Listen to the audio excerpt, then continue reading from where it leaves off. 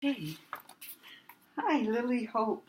Hi. I'm so glad to see you. Thanks, you too. My name is Charlotte Nicolette, and I'm here to representing my class in the Native Arts of Alaska, and in our group. And can you tell me about yourself? Sure. I am a 38-year-old working Chilkat weaver and Raven's tail weaver. Those are two forms of textiles that I make. I also teach both styles pretty consistently and also teach in Canada.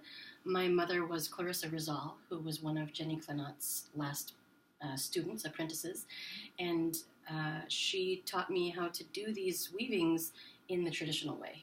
So she actually just invited me to participate in whatever she was doing, and she said, "Oh, here's some warp. I want to show you how to." She'd pull out her roving and some cedar bark, and she'd say, "You want to see something cool?" And she'd say, "Look at this. You take the two pieces like this, and you spin it with the bark inside, and isn't that fun? And we spin it on our leg like this." And so she'd show me, and I was 11, 12, 13, and I thought that was pretty neat, and I got to hang out with my mom. So I was, I wanted to be around her, and I ended up spinning thousands of yards for her robes that she was making, and then I spun 1,000 yards for a friend of hers, Evelyn Vanderhoop, who's now one of my mentors. It's wonderful. My mother and Evelyn started weaving at the same time, anyway, so I find myself weaving in this way and teaching in this way because my mother kind of led me to it. I was going to be an actor. I was going to be something else, and I still enjoy being performing. I still enjoy performing arts, and I'm still paid as a traditional storyteller and that kind of thing. But this is my other work. I guess this is my work, and then the other stuff is like the icing, I guess. Yeah.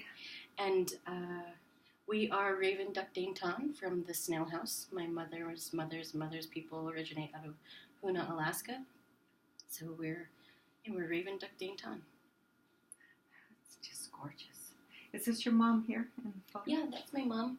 She passed away in December of 2016, and I was halfway done with my first Chilkat blanket, which I had woven with her either sitting in the same room with me, or we'd be on FaceTime and I'd put my phone on my leg and she would put her phone on her leg. She was finishing her last robe and weaving, and I'd like hold the phone up and say, "Is this correct? Should I come over a little bit more?" Ask a question. And then, we'd talk about that a little bit, and then we'd set our phones down and the phone would be facing up on our hands as we're weaving on our robes, thousands of miles away. So we got to weave the first half of my robe together. It was pretty amazing. Mostly every day I'd have a question, or we'd talk for hours this way with the FaceTime. And then she passed away, and I was like, "Wait, how? Come back! Like, what now? How do I finish this?" So, and then that's a funny story because I was working like 1 or 2 classes at a time for almost 7 years to become a teacher. Elementary school teacher. And because about 8 years ago I got this message that said, "You will be a teacher." And I said, "Oh, am I going to be a teacher? Okay." So I started taking all these little classes to become an elementary school teacher, took all the praxis exams, all that kind of stuff, and was on the road to graduate, all that. And then my mom died, and I was like, wait, I wasn't supposed to be an elementary school teacher. I'm supposed to be a weaving teacher. What? So when you get a message like that, ask, what kind? What kind of teacher? Yes. That's fascinating. Yeah. So, you do traditional work. What about your work do you see as kind of contemporary that from your time that you add to it? Sure. I try to think of myself as a traditionalist or a traditional artist. I definitely followed the rules as they were given to me, the guidelines as they were given to me, like we don't use red in the place of yellow, and we don't weave 5-fingered hands into our Chilkat blankets, and I can't deviate from that because of my training, because of the way my mother taught me that the way that we construct these robes are done a certain way because, and I don't ask why, like why did they do it like that, or why didn't they do this, but I do it the way that I was taught, and that's how I'm holding on to the tradition. And then I come and see the old robes that are transition robes. So they have a little bit of the geometric designs, or mostly geometric designs, and then a little bit of the eyes or a little bit of the Chilkat face in them. Mm-hmm. And I'm bringing that back into the work of merging the Raven's Tail patterns and the Chilkat designs. And that's the way that I'm kind of modernizing or contemporaryizing the whole thing. I'm also using merino wool instead of mountain goat, because if you know any hunters who want to break the law and go get, mountain goat when in the springtime when they have the most hair on them to use, or if you know somebody who has 7 or 8 hides sitting around, I'd love to use them. But merino wool is really close in fiber to the mountain goat and readily available. So that's another way that we're kind of growing with the art form as goats are less available to us, and we want to keep weaving. How about the dyes? Oh, yeah. Let's see.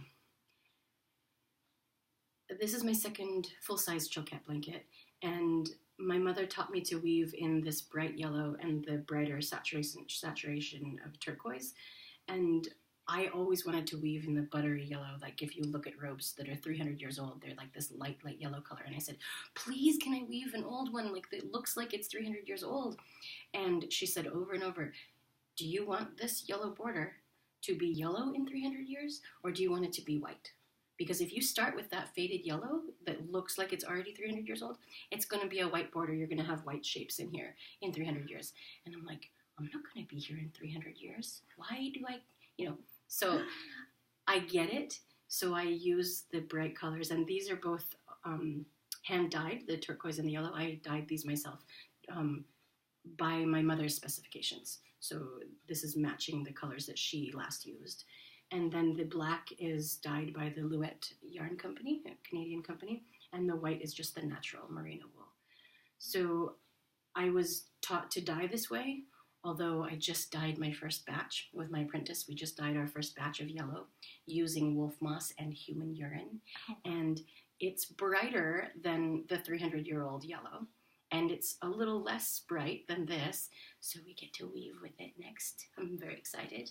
And then we already have our copper soaking in urine to make the bluish color. So that's coming next. We get to dye that next. And I'm hoping to teach a dye class at the university at UAS come springtime using the traditional materials. So we're bringing that back to life. Although I don't think it was really dead. It's just fallen out of common use. And so we're just going to have some fun with dyeing. How about the baby socks? Oh, yeah. So these guys, if you look at the old photographs, these robes were often woven outside. So this would have been leaning up against a house. And then these little socks at the bottom would have been made out of little gut bags, like a little bag that goes around and keeps all of the warps in the bottom so they don't get dirty when it's outside, and to keep them from dragging and getting tangled and that kind of thing. So since I don't have gut bags and since I have 5 children, I thought I'd use some of the baby socks. That works great. Mm-hmm. Yeah. Some questions from the group. They would like to know what your favorite piece is. Oh, what's my favorite piece? My favorite piece hasn't been woven yet. My favorite piece is a mantle, if you can call it that. It's kind of like Maleficent's collar that sticks up a little bit like this. It has the cording of a corset in the body of this neck piece, so it comes up and it has a collar that stands. It has panels that come down this way that are also woven. Very simple design, probably like this lattice or something like that. Very, very simple and elegant. Maybe with some little eyes right down the bottom, And on the back of this piece, to make the collar stand up, it's going to have the collar will stand, but then to make it stay, it has to be woven down about midway back. So from looking at it straight on from the back, it's going to have that collar at the top, but then come down in this tapered shape and then round out at the bottom. And so looking at it from straight on the back, it'll look like a copper tenant, have braids going through like this and across there from the back. And then in that curved collar piece is one central eye. So all the rest will be just white. Sounds fantastic. That's my like performance / presentation piece. Hasn't been woven yet, but it's in there percolating around. Yeah, that sounds fantastic. Okay. And they would also like to know who your favorite artist is. Oh gosh, who's my favorite artist? It's a hard question.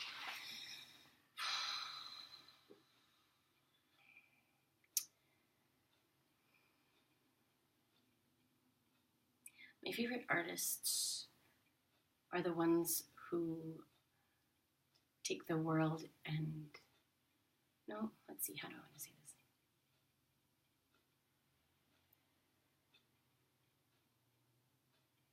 My favorite artists are the ones who are expressing their view of the world in their unique way. And I think that goes for pretty much any artist, but I really like the abstract ones. Rothko, Gorky, Picasso. What's his name? Dali, who melts the clocks. I really like those. That it's like, you're like, is that really art? Really? Rothko particularly just really shakes me up because I'm like, you just painted 11 canvases all in the same color, and this is art. This is supposed to be the thing, And so I like the stuff that makes me think and then makes me go, is that legit art, And then it leads me into thinking, like, I never think of myself as a textile artist. I think of myself as a Chilkat weaver. But then I start, Googling textile artist, and, this is textile art, and there's a huge community of artists out there, and I'm like, well, how does this fit into that, even though it's, 500 years old? Just, I guess doily making and lace, tablecloth making is hundreds, thousands of years old, right? So I'm like, this is amazing that I've put myself in this little, I'm one of a dozen Chilkat weavers, but I'm one of thousands of textile artists. And so thinking about that of my community is not this small, it's huge. And I'm loving that part Worldwide. of it. And that it doesn't have to stay in textile, that the form can be on canvas, and it can be, collaged, and it can be photographed, and all sorts of other, mediums to have a voice. Yeah. So I guess that's a long answer for my favorite artists. It was beautiful. Thank you. Yeah. Okay. The next question. Do you have a specific feature in every piece that makes it uniquely yours?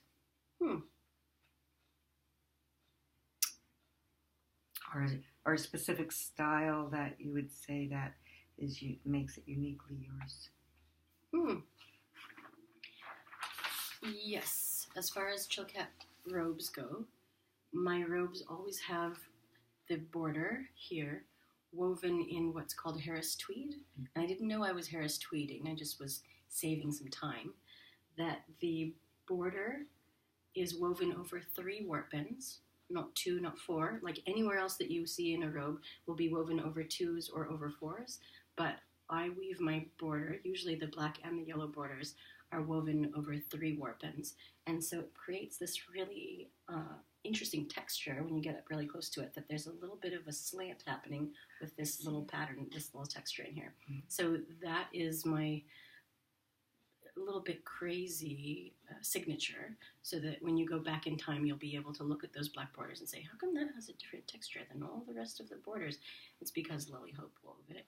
And I'm a little bit crazy because once you get this black border down to the bottom and the whole thing has to curve a little bit, it is a mathematical headache to get those to match up 3 3 3s all the way across, because you're adding warps at the very bottom.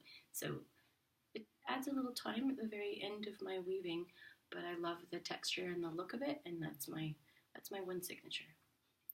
That's awesome. Okay, thank you. Do you have any messages in your artwork that you would like to express? Message to people when you do your art?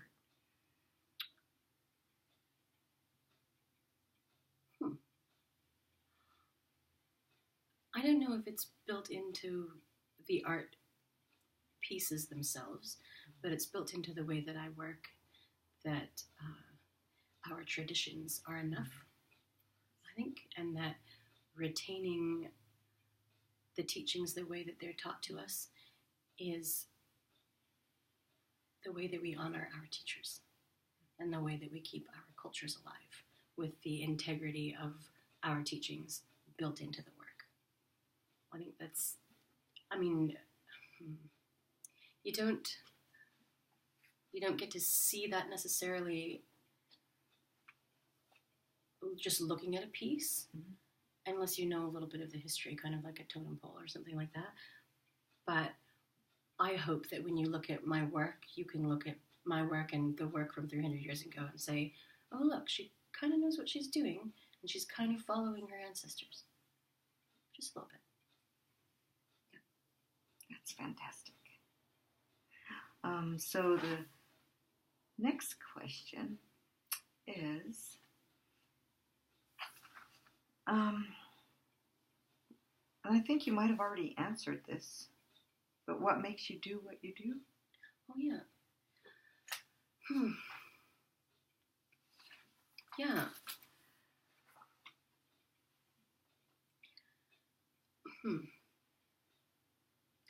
I weave the best under deadline and with company. I wove the majority of my first Chilkat blanket in public at the Sealaska Heritage Institute artist in residence space. And so I had, set hours where I was there for 5 hours a day, and my door was open for anyone who wanted to come in. Sometimes people would come and have cookies or come and have tea with me. And that was motivating for me because I was born as a performing artist or as a teacher. So people would come and I'd share, where I'm at or how the colors are made, that kind of thing.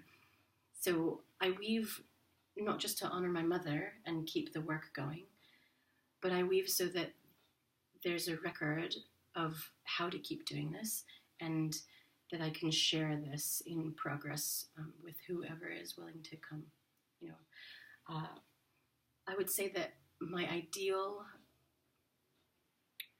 composition would be like teaching 60% of the time, weaving 40%, and if my weaving that I'm doing 40% of my life is with other people in the room with me also weaving, and I can reach over and help them, or kind of feed off of each other in our process, I think that would be the ideal life for me.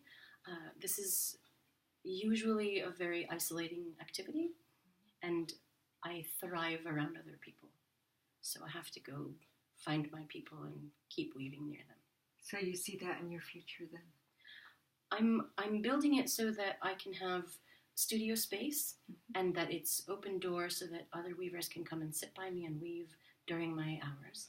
I also have an apprentice who is with me most of the time when I'm weaving. She's working on her 2 other projects, and we're, right now, tomorrow we're actually working on circles, because so these are going to be 2 little circles that go in, and she's right there to weave the eyes on her little face that she has. So we're going to work on circles tomorrow. How long does it take you to do that one row? Yeah. My first Chilkat blanket took almost 1,700 hours, and we did the math that's upwards of 50 weeks at about 37 hours a week. It was on the loom for 19 months, so I'm anticipating this one to be done by September of next year, which is a full year from now, or 10 months from now, and it'll be woven this is going to be a forward-facing bird here, and then the body of that bird will have a central Chilkat face. It'll have little feathers here, and then there's another raven head here with a wing going this way. So it's going to be woven down to about here, and then the rest will be fringe. So about this much fringe hanging off of there, and this much woven, including the borders. So it'll probably be upwards of 1,500 hours, 1,700 hours to finish. Wow. Is this a commission, or is this is a commission? It's for an art collector in Washington State. Wow. It'd be fantastic to see it when it's done. I know, that's we're already planning like how to make it come alive and dance, because we do. My mother always said you take your robe and have a cutting off the loom ceremony, because we take the scissors and we cut it free, cut it down from its frame, and let it have some dancing, like let it move for a while and breathe, because wherever it's going, whether a museum or collector or whatever, it'll spend a lot of time in a drawer or on the wall, and so to bring the spirit of the work alive, we're going to have it move first. Are you going to film it? I hope so. Fantastic. Thank you so much. Sure. Yeah. Thank you so much for doing this interview with us, and hope to see you again. I know. Yeah, me too. Thank you. Looking forward to seeing that. Okay. Thanks. Simple. Is there anything that you would like to add before we close?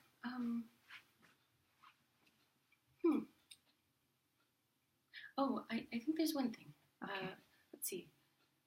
I found an article recently that my mother had, done an interview for a Sea Alaska corporation, and they had recorded one class that she had taught for her teachers, Jenny Clenot's granddaughters.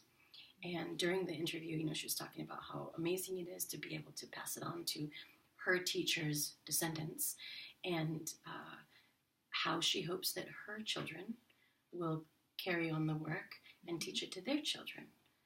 And I guess I never realized that. I mean, I was 10 years old when she did this interview, so she was, so she had this plan the whole time, and I had no idea. I was just saying, yes, sure, I'll go there. Oh, sure, I'll help you with that. Oh, sure, I want to learn how to make a circle. Sure. And then when she started teaching in 2010, she taught a class in Chilkat weaving, and there were too many students for her to help all at once. So she said, "You're going to co-teach this with me." And I said, "Yeah, but I weave this Raven's Tail stuff. I don't weave Chilkat." And she said, "Well, you're gonna learn. You're just gonna copy what I say." And so I started teaching with her during that class. And at the end of that 2-week session, she said, "Now you're a Chilkat weaver." And I said, "What?" So she really snuck me into it. I had no idea. And now I'm a Chilkat weaver. Yeah. And I'm happy that I have 4 daughters and a son who's really interested in learning the fiber stuff and spinning with me and all that. And I look forward to passing it on to them. Absolutely. That is fantastic. Thank you very much for sharing that. Sure. Yeah, thanks. Yeah, I didn't know. It's weird. It's so weird. I don't know. Because like you said, we think that we're on this trajectory, we're on this path, and then oh, that didn't work out. Oh, this didn't work out. Oh, wait, hold on, I was supposed to be a Chilkat weaver? Oh, okay, good. Now here I am. Yeah. The doors have opened. And I've been listening to this podcast about how we can let go of doubt or fears around our professional life or around things that we have ideas about. And I was listening to it going, I don't have any doubts. Mm-hmm. I don't have any doubts about who I'm supposed to be or what I'm supposed to be doing. And that's a huge gift. It's huge. That's a huge gift to realize that I don't have to struggle to figure out what it is I'm supposed. Why am I here? I'm here to weave, and I'm here to teach, and I'm here to share the knowledge and make sure that someone, hopefully 5 or 6 or 7, will carry this on when I'm gone. That's it. That's fantastic. Sorry, kind of crazy, but thank you. Yeah. Thank you. Yeah. And I think that's the consistent story with most weavers, or most anyone who has an art form that's there's only 6 of us who are doing this every day, Mm-hmm. Mm-hmm. Thank you very much, Lily. Yeah. This has been awesome. I'm going to stop this now.